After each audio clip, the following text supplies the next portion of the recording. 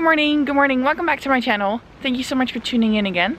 So just now you saw me finishing up at the gym. I had a really good session, which I'm really happy with, for this nice Saturday morning.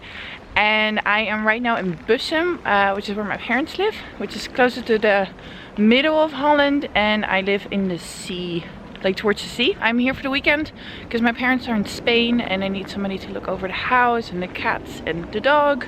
So I'm right now in the forest. I'm walking with Bailey, and after this I'm gonna get a nice lunch because I'm starving. Then in the afternoon I'll be doing some other stuff, which I'm very excited about. And I'm really happy with my workout this morning because I was feeling a bit tired.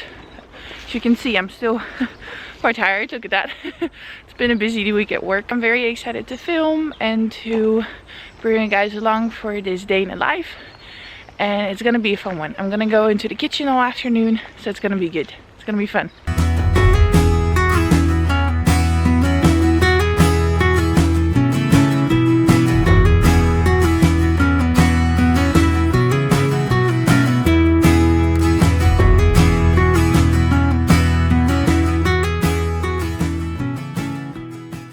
So starting off, you will take a nicely cleaned apple, and with a grater you will grate it into thin slices.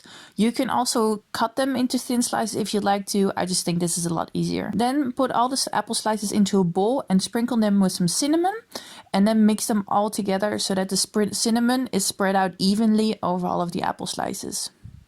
Then you're gonna take some parchment paper and put that on a baking tray, or put some coconut oil in my case since I ran out of parchment paper. And you're gonna spread that out evenly in a thin layer. Then you're gonna take your apple slices and you're gonna place them on the baking tray, but just make sure they're not on top of each other so that way they can all crisp out evenly. Then you're gonna take your baking tray and you're gonna place the apple slices into the oven for approximately 1 hour at around 100 degrees.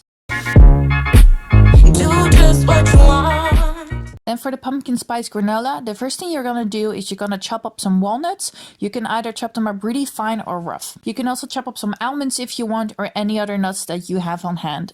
Then you're going to take an apple and you're gonna cut it into little dice. Make sure that you remove the skin, because if you don't do that, it's a lot less nicer in your granola. Then you're going to measure out 3 cups of oats. In my case, I like to use the already finer oats. Make sure to then add your apple.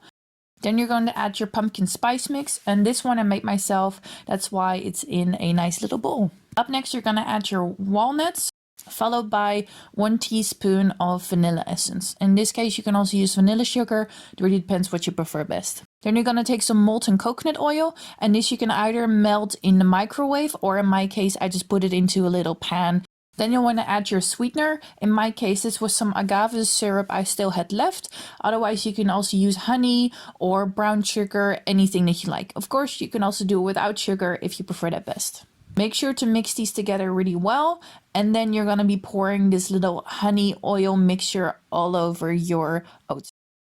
Add a little bit of salt for a nice little taste, and then you're going to mix it all together. Make sure that when you mix it, everything gets evenly coated with the oil. Either put it right on top of the baking tray, or in my case, I put it right into a bowl since I was running out of parchment paper. Then you're going to be putting this mixture into the oven for approximately 30 minutes. Make sure that you stir every 10 minutes, that everything is evenly nice and crispy. And then once mine was cooled down, I like to add a few extras. I had some popped quinoa, and I also added some pumpkin seeds and some zucchinis.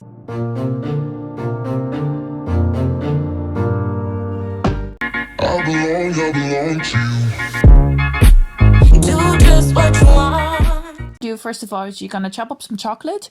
In my case, I really love pure chocolate, so that's what I did. But you can also take milk chocolate or take a combination. And then you're gonna heat that up either in the microwave at intervals, or I like to do it very special way called au bain-marie. So once the chocolate is nicely melted, you're then going to take a plate and put some parchment paper on top of that, and then put the chocolate on top of that.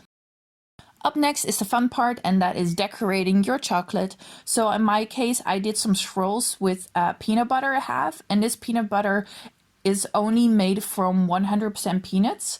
And with that, I could make some nice drawings, and it's super tasty.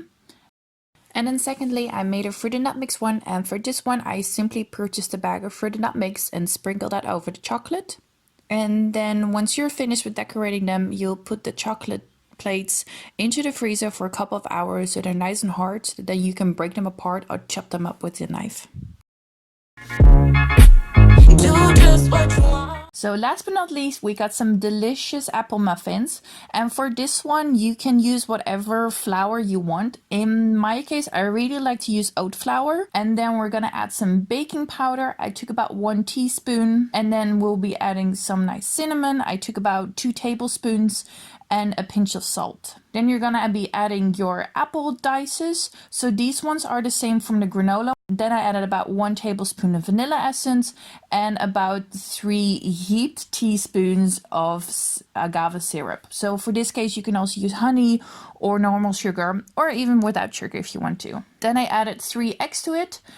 And then I mixed everything up real nicely. So the idea is that when you use oat flour, you want to make sure that the batter is a little bit more liquidy, since the oats, they do soak up the water when they're heated in the oven. Then you're going to be taking out your tray. So in my case, I used a cupcake tray and I added some cupcake papers, like the paper cups, and then I filled these with a nice amount of the batter.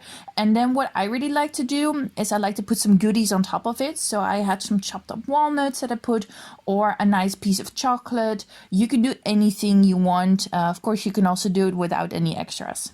And then what you're gonna do is you're gonna put these cupcakes in the oven at around 180 degrees for approximately 15 to 20 minutes. So thank you so much for watching again this week. I hope you really enjoyed these recipes and that you'll be able to make them at home. Please let me know if you like them, and make sure to hit that bell and subscribe button, and I look forward to seeing you next week.